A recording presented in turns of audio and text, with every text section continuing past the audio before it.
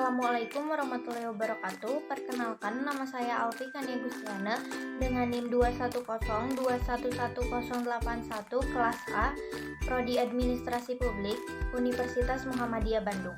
Saya di sini akan menjelaskan materi mengenai permintaan mata kuliah pengantar ilmu ekonomi. Yang pertama, ada definisi permintaan. Permintaan atau demand adalah kegiatan yang dilakukan oleh konsumen untuk memenuhi kebutuhan, bisa berupa barang atau jasa, dalam berbagai tingkat harga, tempat, atau waktu tertentu. Nah, dalam permintaan ini, harga sangat berpengaruh, sedangkan faktor yang lainnya hanya dianggap sebagai ceteris paribus atau tidak berubah. Lalu, ada faktor yang mempengaruhi permintaan. Yang pertama, ada pendapatan. Jika faktor pendapatan seseorang meningkat atau naik, maka barang yang dimintanya pun atau permintaannya pun akan ikut naik seiring pendapatannya. Namun, jika faktor pendapatan seseorang menurun, maka mereka akan mengurangi aktivitas konsumsi sehingga permintaannya akan ikut menurun. Lalu yang kedua, ada harga barang itu sendiri. Nah, jika harga barang naik, maka permintaannya pun akan menurun. Lalu, jika harga barang turun, maka barang yang dimintanya atau permintaannya akan naik. Lalu yang ketiga, ada harga produk terkait. Nah, dalam harga produk terkait ini ada barang substitusi dan barang komplementer. Nah, barang substitusi ini yaitu barang pengganti harga pokok. Misalnya, jika harga beras sedang melambung tinggi atau naik, orang akan berpikir untuk mengganti barang tersebut atau beras tersebut. Nah, barang penggantinya contohnya bisa ubi, kentang, atau singkong.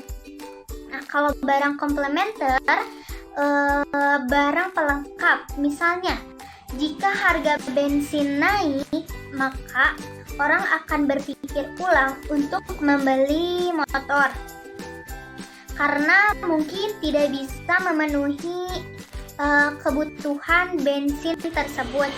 Begitu pula sebaliknya. Lalu ada keempat, ada selera masyarakat atau tren. Misalnya saat ini makanan Korea sedang hits-hitsnya atau lagi tren.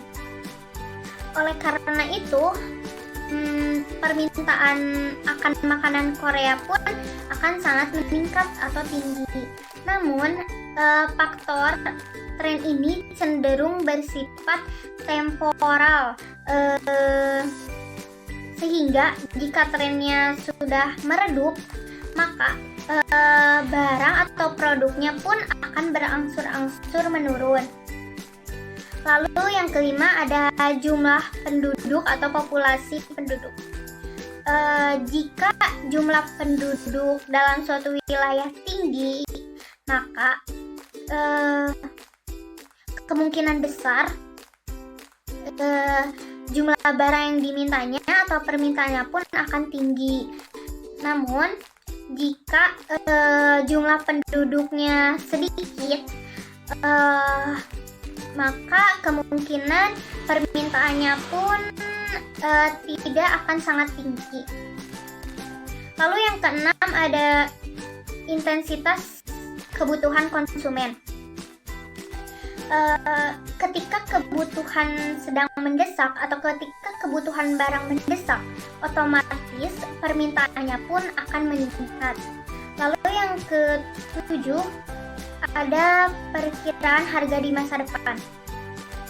Misalnya, perkiraan harga minyak. Maka masyarakat saat ini akan membeli barang tersebut.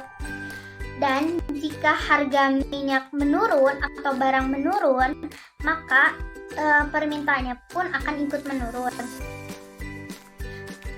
Dalam hukum permintaan, Jika P-nya naik atau harganya naik, maka jumlah barang yang dimintanya atau Q-nya akan turun. Sedangkan jika P-nya turun, harganya turun, maka jumlah barang yang dimintanya atau Q-nya akan naik. Nah, dalam permintaan juga memiliki hubungan berbanding terbalik dengan harga. Jenis-jenis permintaan. Dalam jenis-jenis permintaan ini, ada permintaan berdasarkan daya beli konsumen dan permintaan berdasarkan jumlahnya. Nah, dalam permintaan berdasarkan daya beli konsumen, yang pertama ada permintaan absolut. Permintaan ini permintaan konsumen terhadap suatu barang atau jasa yang tidak disertai dengan daya beli. Nah, permintaan absolut ini konsumen tidak mempunyai kemampuan bisa berupa uang untuk membeli barang tersebut. Jadi permintaan ini mengarah pada angan-angan saja. Lalu yang kedua ada permintaan potensial. Ya, permintaan potensial. Nah, dalam permintaan potensial ini, masyarakat memiliki kemampuan untuk membeli barang atau jasa, tetapi belum melaksanakan pembelian tersebut. Lalu ada permintaan efektif. Dalam permintaan ini, masyarakat didukung oleh daya beli, mempunyai daya beli atau kemampuan daya beli, namun belum terdapat keinginan untuk membeli barang atau jasa tersebut. Lalu ada permintaan berdasarkan jumlahnya. Yang pertama tuh ada permintaan individu. Nah, permintaan ini permintaan yang dilakukan oleh konsumen saja. Lalu yang kedua ada permintaan pasar. Nah, dalam permintaan ini permintaan yang dilakukan oleh konsumen secara keseluruhan dalam pasar. Nah, di samping saya ini ada contoh tabel permintaan bakso. Bisa kita lihat di titik A, harga per mangkuknya itu 20.000 dengan jumlah yang dimintanya itu ada 120 mangkuk. Lalu di titik B, harganya itu 18.000 dengan jumlah yang dimintanya itu ada 140 mangkuk. Lalu di titik C, dengan harga 16.000 dan jumlah yang dimintanya itu ada 160 mangkuk. Lalu di titik D, dengan harga 14.000 dengan jumlah yang dimintanya itu ada 180 mangkuk. Lalu di titik E, dengan harga 12.000 dan jumlah. Nah, di samping saya ini ada contoh kurva permintaan. Nah, bisa kita lihat pada saat harga baksonya itu 20.000, jumlah bakso yang dimintanya atau jumlah permintaannya itu ada 120 mangkuk. Namun ketika harganya turun menjadi 18.000, di titik B bisa kita lihat jumlah barang yang dimintanya itu meningkat dari 120 menjadi 140 mangkuk.